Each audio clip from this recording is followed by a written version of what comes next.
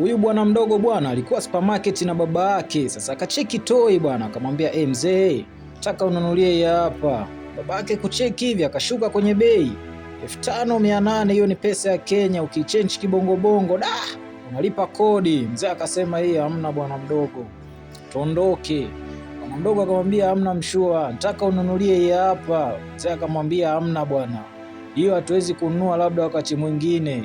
Karudi kuchungulia hivi, dogo kagoma aondoki.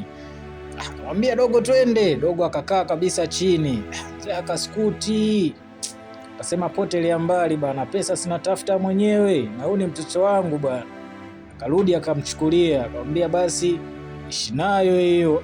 Dogo alifurahi sana. Basi bwana mdogo akalifungua akalitesti, kumbe ana laki kichwani bwana. Kulivyokucha asubuhi, dogo akaenda zake shule, lakini akicheki pembeni yake hivi mzigo wake huko pale. Akasema leo atanikoma. Akatoka nje mdogo mdogo.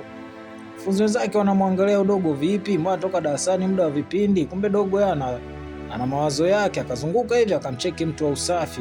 Mtu wa usafi naye alikuwa anatoka, akasema yes, hii ni chance. Akavuta maji pale, akarudi sasa upande wa dirishani hapa, akasema leo atanikubali tu, leo mimi ndo mwamba hapa shuleni. Akaanza kuwamwagia maji. Unaambiwa dogo akageuka rambo, yani ni kuwamwagia tu wenzake maji.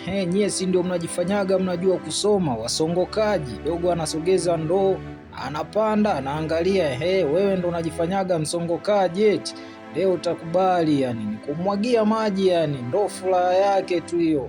Nasema leo nitawakomesha. Lakini kucheki pembeni hivi madam si ndo anaingia darasani. Dogo akasema hapa kimeumana. Akashuka kimya kimya, akasogea mlangoni, akamchungulia, akanyata moja, yani taratibu tiritara mpaka kwenye siti yake. Yani dogo anavyofurahi, anaona kayamaliza maisha bwana. Baadaye vipindi vikakamilika, muda wa kurudi nyumbani. Wako kwenye school bus wanarejea majumbani kwao bwana. Dogo akaangalia, akacheki kwa mbele hivi kuna traffic, akasema yes, utakubali leo. Akachukua mashine yake akasogeza kioo kwa akasubirishia usawa wa traffic, akampiga maji ya uso traffic mpaka chini. Dogo akasema yes. Traffic akasema nyie ni nani anaweza kufanya upuuzi kama huu? Akasogea na gari yake, akamwambia dereva, simama bwana, simamisha gari. Dereva akashuka, akamuuliza afande, kuna nini tena? Afande akamwambia we tulia tu, kuna mtu wangu namtafuta hapa. Akaingia ndani. Sasa dogo akajibana kama sio yeye aliyefanya tukio, lakini huyu ni askari tu, askari ni askari. Kucheki dogo akazama chini, akasema yes, atakuwa ni huyu, kwa nini awe na mashaka?